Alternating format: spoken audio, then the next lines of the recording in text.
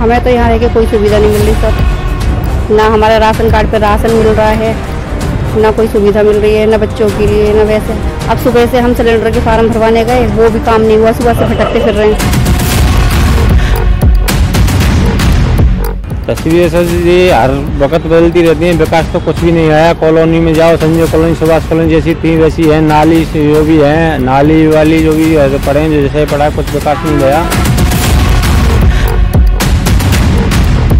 हमने कभी इतनी व्यवस्था खराब होती नहीं देखी।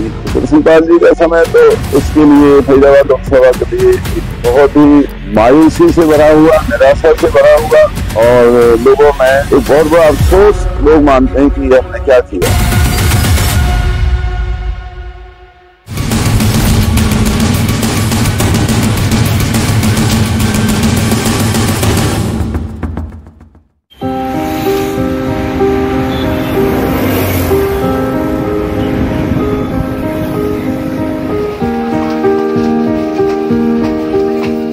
फरीदाबाद शहर ਦੀ ਸਥਾਪਨਾ ਸ਼ੇਖ ਫਰੀਦ ਵੱਲੋਂ ਸਾਲ 1607 ਵਿੱਚ ਕੀਤੀ ਗਈ ਸੀ, ਜਿਸ ਨੂੰ ਬਾਬਾ ਫਰੀਦ ਵੀ ਕਿਹਾ ਜਾਂਦਾ ਹੈ।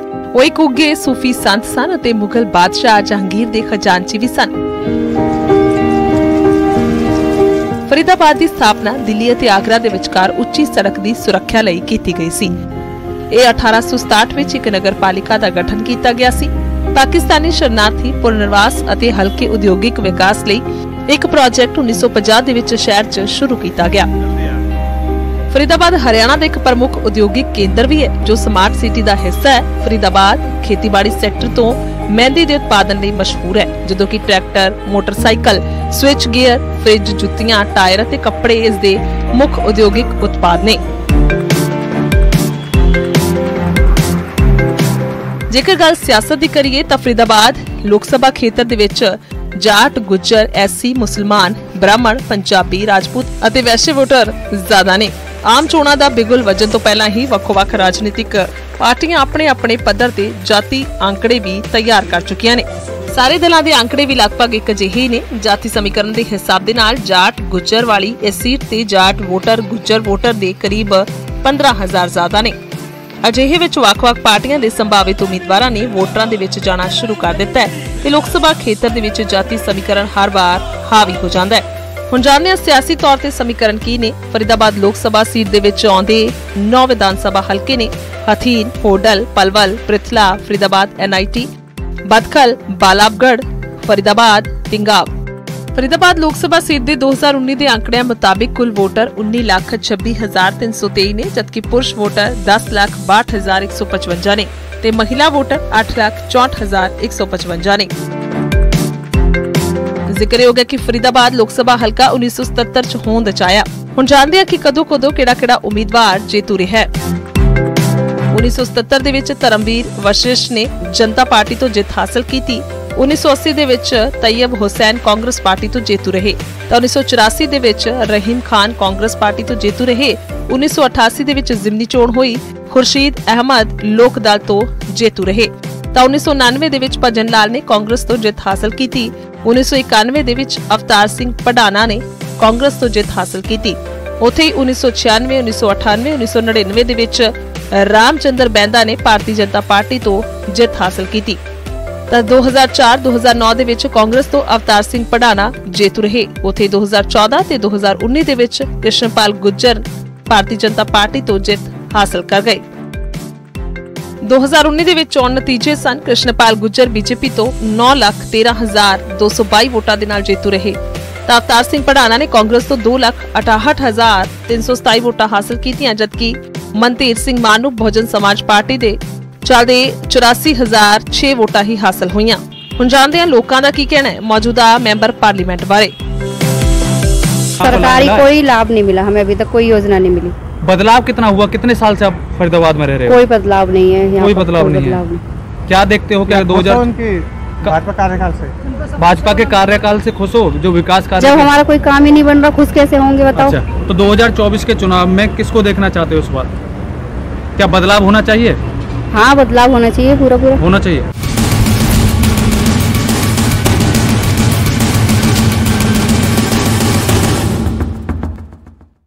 आज हम बात करेंगे फरीदाबाद के भाजपा लोकसभा सांसद कृष्णपाल गुर्जर की। आइए चलते हैं, सीधा बात करते हैं कृष्णपाल गुर्जर से, पूछते हैं सवाल कि उन्होंने अपने संसदीय क्षेत्र में कितना काम किया। चलिए मेरे साथ। फरीदाबाद से लोकसभा सांसद कृष्णपाल गुर्जर हमारे साथ बातचीत करने के लिए मौजूद हैं। आइए जानते हैं कि फरीदाबाद में कृष्णपाल गुर्जर जी ने क्या कुछ कार्य किए हैं जो लोगों को उनके विकास के लिए काफी महत्वपूर्ण है। आइए जानते हैं सर, किस तरीके से, अगर सवाल पूछें आपसे सीधा कि आपने अपने क्षेत्र में कितने कामकाज किए हैं, क्योंकि आप बड़े ही मार्जिन से जीते और लगातार जीते हैं। देखिए, अपने मुंह से कुछ कहना वो इतना शोभा नहीं देता जितना लोगों के मुंह से सुनना चाहिए। कि 2014 से पहले के फरीदाबाद को की तस्वीर देखिए और 2014 के बाद की फरीदाबाद की बदलती हुई तस्वीर देखिए जी।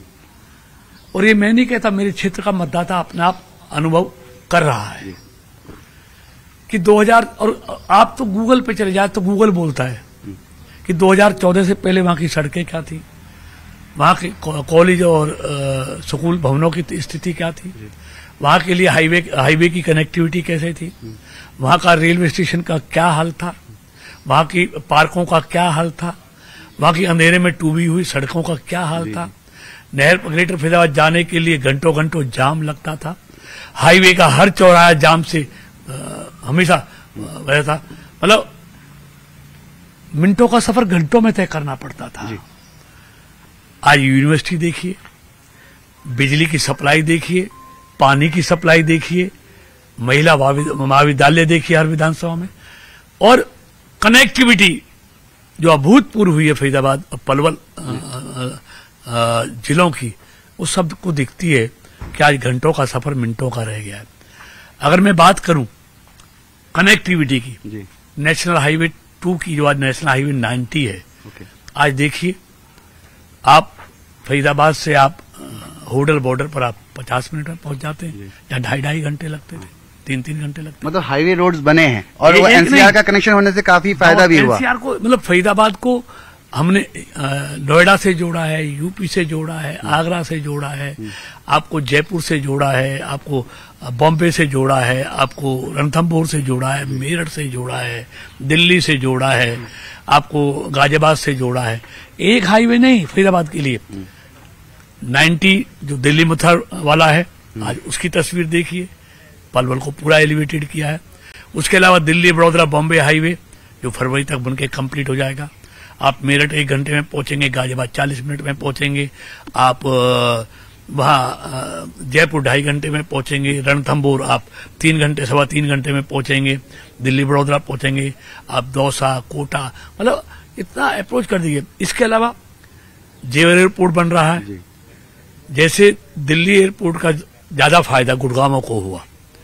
अगर दिल्ली ईस्ट से जाएं, दिल्ली वेस्ट से जाएं तो घंटों में एयरपोर्ट में पहुंचते हैं, लेकिन गुड़गांव के लोग 15 से 20 मिनट में पहुंच जाते हैं, मैक्सिमम 25 मिनट में पहुंच जाते हैं। तो दिल्ली एयरपोर्ट का फायदा दिल्ली से ज्यादा गुड़गांव को मिला। ऐसे जेवर एयरपोर्ट का फायदा गाजियाबाद, नोएडा, ग्रेटर नोएडा से ज्यादा फरीदाबाद को मिलने वाला। चलिए कृष्णपाल जी, ये तो कनेक्टिविटी की बात होगी, मगर बात करें उद्योग की, कि थोड़ा नौकरी मिले लोगों को, क्योंकि आप केंद्र में एमओएस भी हैं और पार्टी ने आपको नवाजा भी है, और 6 लाख का मार्जिन काफी बड़ा मार्जिन होता है, पब्लिक ने भी आपको स्वीकारा है। उद्योग की बात करते हैं, उद्योग में क्या कुछ मिला पब्लिक? देखिए, आप देखिए आज फरीदाबाद का उद्योग पति से पूछिए क्या हालत है। आज वो कहते हैं इससे अच्छा समय व्यापार के लिए कोई आ नहीं सकता जैसा आज है। अगर वो 24 घंटे भी उद्योग चलाएं तो जो उनको ऑर्डर है वो पूरा नहीं कर पाते, 24 घंटे चलाकर भी। ये ग्रोथ इंडस्ट्री की मोदी जी के, मनोहर जी के राज में हुई है। मतलब आप देखें आज हमारा एक्सपोर्ट जो पहले हरियाणा का 68,000 करोड़ था, आज वो 1,68,000 करोड़ से ज्यादा, 2,68,000 करोड़ से ज्यादा पहुंच गया है। वहां पर नए नए उद्योग आ रहे हैं, इन्वेस्टमेंट आ रहा है, मतलब उद्योगों में खुशहाली का माहौल है, रोजगार मिल रहा है नौजवानों को। तो इसी तरह आप देखेंगे एजुकेशन के क्षेत्र में हमने 1000 करोड़ की स्किल यूनिवर्सिटी, पहली स्किल यूनिवर्सिटी फरीदाबाद में दुधौला में लेके आए हैं, जहाँ हजारों बच्चे अस्पताल जिनके हाथ में हुनर आता है और हुनर वाले को रोजगार की कोई कमी नहीं रहती। यही नहीं, हर विधानसभा क्षेत्र में एक महिलाओं के महाविद्यालय, नहर आगरा कैनाल गुड़गांव, यहाँ पर दर्जनों 4 लेन के पुल जो जाम रहता था उसको खोलने का काम, रेलवे स्टेशन को बिल्कुल एयरपोर्ट जैसा रेलवे स्टेशन आता है 268 करोड़ की लागत से एक सुंदर एयरपोर्ट, NIT बल्लभगढ़ परवल का जो ये रेलवे स्टेशन है उनको भी 100 करोड़ की लागत से अपग्रेड कर रहे हैं, लिफ्ट लगा रहे हैं, एक्सीलेटर लगा रहे हैं। सड़कों की हालत देखिए आज कैसी सड़कें बन रही हैं, पार्क सुंदर बनाए गए हैं, बच्चों के लिए स्टेडियम बहुत अच्छे बेहतरीन इंटरनेशनल स्तर के स्विमिंग पूल और स्टेडियम बनाए जा रहे हैं। रात में जो फरीदाबाद अंधेरे में डूबा रहता था आज हर जगह जलती हुई LED लाइटें हैं। और यही नहीं, पहले फरीदाबाद के ग्रामीण हलकों को जब से हरियाणा बना 1 नवंबर से 8 घंटे 10 घंटे बिजली मिलती थी, आज फरीदाबाद के गांवों को 24 घंटे बिजली मनोहर जी की सरकार ने देने का काम किया है। एक सवाल ये कृष्णपाल जी, महत्वपूर्ण सवाल ये है तो कि हमने सभी सांसदों से पूछा कि भाई आपको एक संसद निधि फंड मिलता है, आपने अपने MP फंड का अपने संसदीय क्षेत्र में कितना इस्तेमाल किया? देखिए, मैंने पिछली बार भी 100% किया था, इस बार भी मैं 100% करूंगा। मैं पूरा जो पैसा क्षेत्र के विकास के लिए मिलता है, इस बार वैसे हमको 2 साल कोविड के कारण उस समय तो चला गया था, उसमें चला गया, बाकी पैसा समय से हम उपयोग करते हैं, जो रह रहा है वो अगले महीने में, इस महीने में टेंडर सबके लग जाएंगे। और आपके संसदीय क्षेत्र के कुछ लोग ये मांग करते हैं कि हमारे कई ऐसे इलाके हैं जहाँ सड़कों की व्यवस्था, जो अंदरूनी इलाके हैं, थोड़ी डगमगाई हुई है, उसकी स्थिति बेहतर कैसे हो सकती है? हमने पिछली बार भी आप देखेंगे मनोहर जी की सरकार में तमाम सड़कों को हमने कारपेटिंग करके मोटरेबल बनाया था। इस बार भी बहुतों पे काम चल रहा है, हमने ROB बनाए हैं, हमने REP बनाए हैं, हमने हाईवे को और सुगम करने के लिए VUP बनाए हैं, अभी जैसे मुंडकटी में पास कराया है हमने, अभी 25 करोड़ की लागत से बघोला में पास कराया है, 25 करोड़ की लागत से हमने मीत्र और औरंगाबाद में कराया है, मतलब और 25 करोड़ की लागत से हम सुगम कर रहे हैं। ROB बहुत बनाए हैं हमने, RUB बहुत, रेलवे अंडरपास बनाए, मतलब कनेक्टिविटी और जाम मुक्त करने के लिए हमने बहुत काम किया पीछे फरीदाबाद में, और उसमें लगातार जारी है। और जहां तक सड़कों की बात है, मैं आपको विश्वास दिलाता हूँ सड़कें बहुत सुंदर बन रही हैं, और जो रह गई हैं अगले जनवरी फरवरी तक तमाम सड़कें लोकसभा क्षेत्र की आपको मोटरेबल मिलेंगी। एक हेल्थ की बात कर लेते हैं, हेल्थ के दृष्टिकोण से देखें तो कोई बड़ा अस्पताल, जो कि देखिए दिल्ली नजदीक है, यहाँ पे सफदरजंग है, एम्स है, बड़े बड़े अस्पताल है, फरीदाबाद भी NCR में आता है और काफी कनेक्टिविटी ज्यादा दूरी नहीं है, मगर फरीदाबाद के लोग भी मांगते हैं कि हमें एक बड़ा अस्पताल मिले ताकि हम लोग दिल्ली ना जाएं, हम लोग अपने क्षेत्र में इलाज करा सके। देखिए, फरीदाबाद आज मेडिकल और एजुकेशन का हब बन गया है। आप देखेंगे बड़े बड़े हॉस्पिटल फरीदाबाद में आए हैं, चाहे अमृता हॉस्पिटल है, चाहे आपका ये अपना ये मेट्रो है, सर्वोदय है, SSB है, एशियन है, ये तमाम बड़े बड़े हॉस्पिटल यहाँ पर, QRG है, तो ये सब बड़े बड़े हॉस्पिटल यहाँ पर आए हैं। और हमने जो हमारा पुराना हॉस्पिटल है BK hospital, ESI medical college, ESI medical college यहाँ पर पहले आप देखेंगे 500 बेड का था। इस बार हमारे मंत्री भूपेंद्र जी ने, मैंने मांग रखी थी, अब उसको 500 बेड का और बढ़ा दिया गया है, उसकी अप्रूवल आ गई, 1000 बेड का ESI हॉस्पिटल फरीदाबाद का हो जाएगा। तो इतना बड़ा हॉस्पिटल एक सरकारी ESI का फरीदाबाद को मिल गया है, तो ये बहुत बड़ी बात है फरीदाबाद के लिए।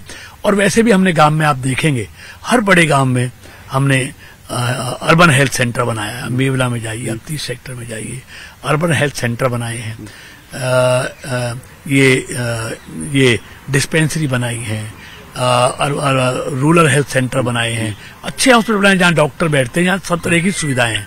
हमने हेल्थ का पूरा हमने नीचे तक पहुंचाने का काम मनोहर जी की सरकार ने किया है। आज BK में देखिए आप, वहां पर हमने PPP मॉडल पर आज हार्ट का ऑपरेशन आज वहां पर 40,000 में हो जाता है, मतलब जो वहाँ 150 लाख का होता है, वहां पर आप जो डायलिसिस है वहां शुरू हो गया है। नई नई चीजें हमने BK में, नई नई सुविधाएं भी हमने इस दौरान शुरू की है।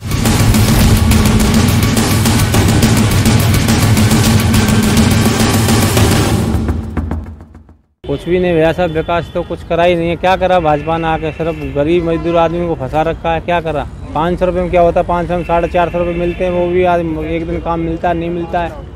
तो नेता लोग तो जीत जाते हैं, वो अपनी कुर्सी बैठे रहते हैं, क्या है मजदूर के लिए कुछ नहीं है। क्या 9 साल के कार्यकाल से आप खुश हैं उनके साथ? हम तो दुखी हैं, मेरे को नोटबंदी हुई है जब से दुखी हैं। अच्छा, पहले हमें जो होटल चलाते थे बल्लभगढ़ में रहते थे, आज जीवन बीत गया 21 साल हो गए, कुछ नहीं रहा।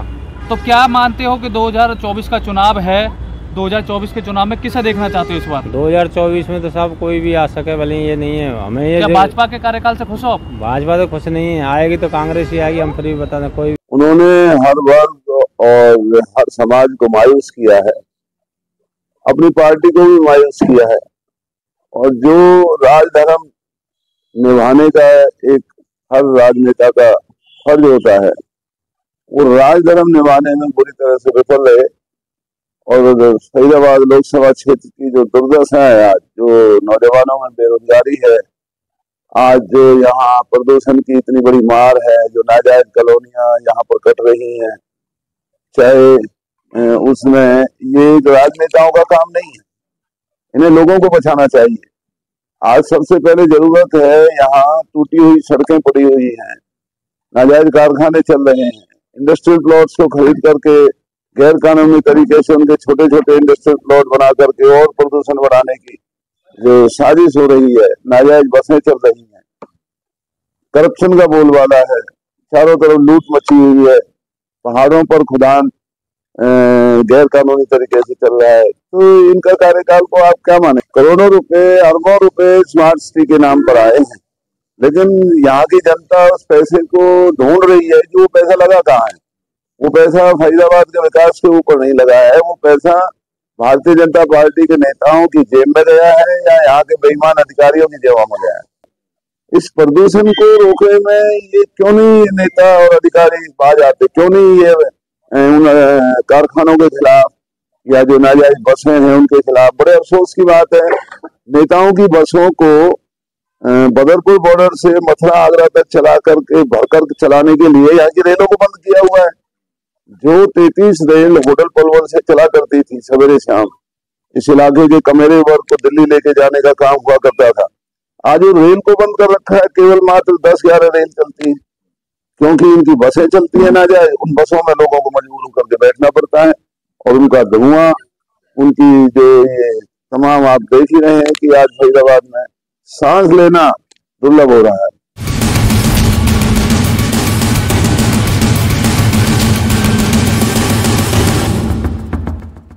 कैजुअल टॉक करते हैं अपने संसदीय क्षेत्र के लोगों से, वो आते हैं आपके पास अपनी अपनी छोटी मोटी समस्या लेकर? मेरे यहाँ आप जाके देखेंगे, मैं मैक्सिमम अपने क्षेत्र में रात को रहता हूँ, कल मैं यहाँ रुका हूँ। हाँ, ये शिकायत तो आपके यहाँ से नहीं मिली कि हमारे सांसद हमारे क्षेत्र में नहीं आते। सब कहते हैं कि भाई हमारे सांसद तो हमारे बीच में ही रहते हैं, फरीदाबाद ही रहते हैं। मेरे को 43 साल कॉलेज से लेके अब तक चुनाव लड़ते हुए, जी जी, लेकिन मैं कभी अपने क्षेत्र के लोगों से संपर्क नहीं छोड़ता।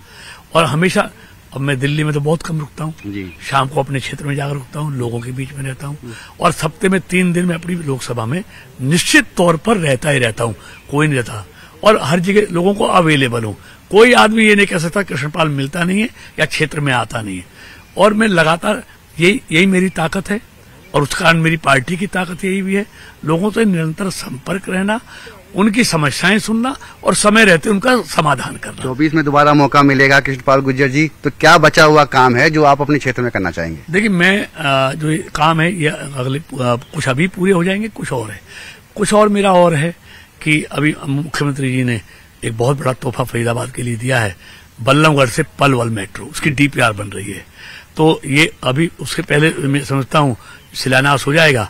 एक में अगले टर्म में ये फरीदाबाद से और बल्लभगढ़ से दिल्ली मेट्रो, एक हमारी फरीदाबाद से अभी वाइबल नहीं है, फरीदाबाद से गुड़गांव मेट्रो, और एक मैं चाहता हूँ ये पास हो गया है FNG, 30 साल से नहीं, फरीदाबाद नोएडा गुड़गांव, मतलब फरीदाबाद से नोएडा की दूरी 5 मिनट करना चाहता हूँ, वो पास हो गया है, जल्दी शुरू होने वाला है। और नोएडा 5 मिनट में फरीदाबाद पहुंचेंगे, 30 मिनट में जेवर पहुंचेंगे, 1 घंटे में गुड़गांव अपना मेरठ पहुंचेंगे, और 25 मिनट में गाजियाबाद पहुंचेंगे, 2.5 घंटे में जयपुर पहुंचेंगे, 3 घंटे में रणथंभौर पहुंचेंगे, 2.5 घंटे में वहां पहुंचेंगे, अपना हरिद्वार पहुंचेंगे। मतलब इतनी बेहतर कनेक्टिविटी में अगले 4-5 साल में फरीदाबाद को दूंगा कि फरीदाबाद की तस्वीर पूरी बदल जाएगी। और मैं दावे के साथ कहता हूँ, फरीदाबाद और पलवल हरियाणा के सबसे पहले शहर होंगे कि इनसे बेहतर कनेक्टिविटी कहीं नहीं होगी। अब ऑल्टी पर रेल है, आप देखेंगे उसका काम शुरू हो गया 6000 करोड़ की लागत से, जो पृथला से चलेगी पलवल, पलवल से मानेसर और मानेसर से कुंडली जाएगी। ये एक बहुत बड़ा तोहफा मुख्यमंत्री जी ने फरीदाबाद को दिया है। अभी ये बल्लभगढ़ से पलवल मेट्रो जाएगी, बहुत बड़े एरिया को लाभ मिलने वाला है। तो ये सारी चीजें अगले टर्म में पूरी हो जाएंगी, जिनका काम शुरू हो गया है। और उसके बाद मेरी अगली कोशिश होगी कि फरीदाबाद को नोएडा से मेट्रो से जोड़ा जाए। ये हम अगले मोदी जी का कार्यकाल अगला भी तय है, जेत की जनता का भरोसा मोदी जी में कायम है। तो अगले कार्यकाल में मोदी जी के में हमारी कोशिश होगी कि मेट्रो से ये कनेक्टिविटी, जैसे हमारा ये केएमपी और केजीपी है, ऐसे मेट्रो को भी चारों तरफ से फरीदाबाद से जोड़ दिया जाए, गुड़गांव से जोड़ दिया जाए, दिल्ली से जुड़ी हुई है, इधर नोएडा से जोड़ दिया जाए। तो ऐसे फरीदाबाद की कनेक्टिविटी और बेहतर कर दी जाए।